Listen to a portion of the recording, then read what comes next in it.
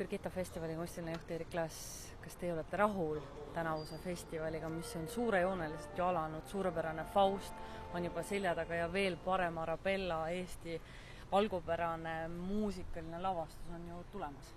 Ja ärge unustage,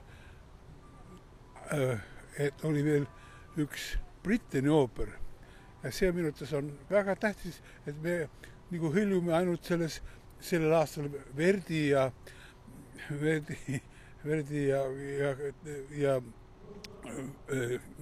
Wagneri luumuses, aga inglise helilooja Britanil on ka juubel, 100 aasta juubel, mitte väike juubel ja kuulata seda ja näha seda, kui vägevalt siis läks seesama Albert Herring, inglaste ooper inglise keeles, inglise fantastilises lavastuses ja ma ütleksin, et ma olen tõesti rahul.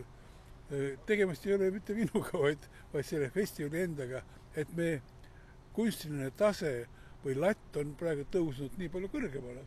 See ei ole mitte tavaline.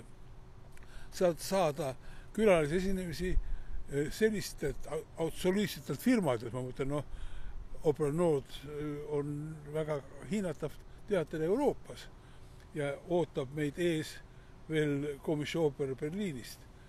Ja mis mulle kõige rohkem rõõmu valmistab, kunagine unistus, et kuidagi saaks neid külalisesinemisi kuidagi miksida meie inimestega ja meie lauljate või artistidega.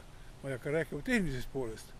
Ja kujutage ette, see Faust, kus pidi tulema Inglismaalt orkester ja koor, võeti aga hoopis, nad ei tulnud, kuna nad ei olnud võimelised tulema, selle nad on mingi muu töö ja laulis meie ooperikoor, Estonia koor ja mängis Estonia orkester, kusjuures maht tuli palju suurem siin nendel ja muidugi Ron Brown tegi fantastilise töö, nii et ma olen väga rahul selle taseme tõusuga ja nagu ma ütlesin, ees on palju ja muidugi väga tähtis on see, et me oleme siia kopteerinud ka veel muid kollektiive, et ütleme, on tulemas 7 surmapattu, mida mängib Tallinna Kammerorkester. Lauljad on kõik Saksamaalt, dirigent on Kristiina Poska, see on üks suur tuleviku lootus, vähemalt mina loodan küll, sest et Kristiina on ennast juba nii estableerinud Komisjooperis ja see pole niisama. Nii et ühega ees ootavad rõõmsaid päevi just ka Arabella, sest see on ju nii populaarne raamat, et ta on nüüd kogu pere musical, meie,